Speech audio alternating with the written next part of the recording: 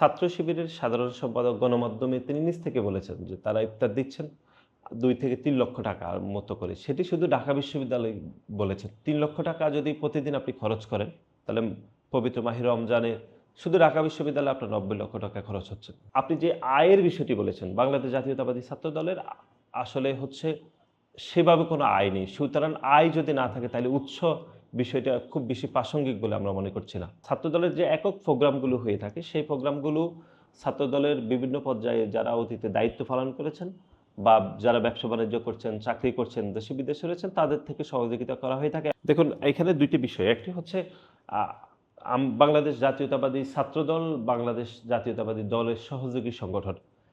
আমরা বেসিক্যালি যেই পয়েন্টে আমরা আসলে কোয়েশ্চেনটা এখানে করেছি সেটি হচ্ছে ছাত্র শিবিরের সাধারণ সম্পাদক গণমাধ্যমে তিনি নিজ থেকে বলেছেন যে তারা ইফতার দিচ্ছেন ২ থেকে ৩ লক্ষ টাকার মতো করে। সেটি শুধু ঢাকা বিশ্ববিদ্যালয় বলেছেন।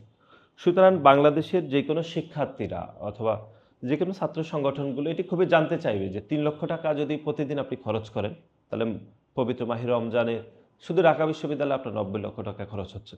তাহলে এটি তো অন্য সকল বিশ্ববিদ্যালয়, শিক্ষা প্রতিষ্ঠানও এরকম আপনি খরচ করছেন। সুতরাং এই মাত্রাটা বা এই অঙ্কটা তো অনেক বেশি হয়ে যাবে বা কোটি, কোটি সংখ্যা হবে। সুতরাং আমরা সেজন্য জানতে চেয়েছি যেহেতু ওনাদের বক্তব্য থেকে আসছে। আমরা নিজ থেকে আসলে বলিনি। সুতরাং এটি আমরা ১ম ধাপ হচ্ছে এটি।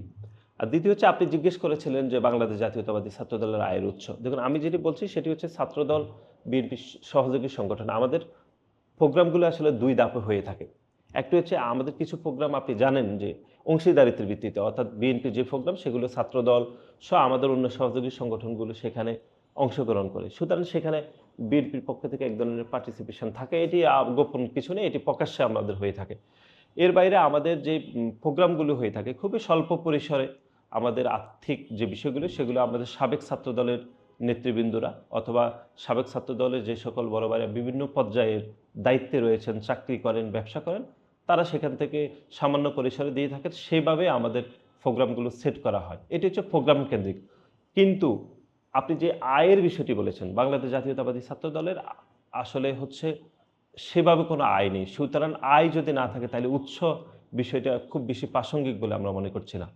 এবং আমাদের যে ছাত্রদলের যে একক প্রোগ্রামগুলো হয়ে থাকে, সেই প্রোগ্রামগুলো ছাত্রদলের বিভিন্ন পর্যায়ে যারা অতীতে দায়িত্ব পালন করেছেন বা যারা ব্যবসা-বাণিজ্য করছেন, চাকরি করছেন, দেশে-বিদেশে রয়েছেন তাদের থেকে সহযোগিতা করা হয়ে থাকে এবং আমরা এবার আমাদের যে আমরা ফরম বিতরণ করেছি, সেখানে প্রত্যেকটি ফরম বিতরণের এগেইনস্টে আমরা একটি নির্দিষ্ট খুব সামান্য পরিসরে আমরা আ অর্থ বরাদ্দ নিচ্ছি। সেটি ৳১০ করে। সেগুলো একটি বড় সংখ্যক টাকা আসবে এখান থেকে। এর বাইরে আমাদের পরিকল্পনা রয়েছে যে আমরা একটা পলিসির মধ্যে থেকে কাজ করার জন্য।